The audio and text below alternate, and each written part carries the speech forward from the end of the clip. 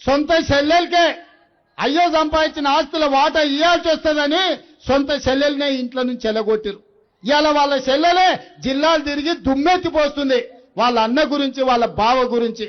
ఎప్పుడైనా ఆడబిడ్డ క్షేమం కోరుకోనోడు, సొంత చెల్లెలకే బుక్కడి పువ్వ పెట్టినోడు, సొంత చెల్లెల్ని ఇంటికెళ్ళి బయటికి దొబ్బినోడు ఇవాళ మాగంటి సునీతమ్మ మంచి కోరుకుంటాడా?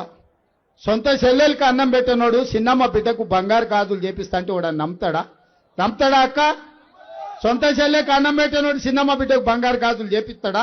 ఇవాళ అట్లాంటి అబద్ధాలతోని కేటీఆర్ మన దగ్గరకు వస్తున్నాడు.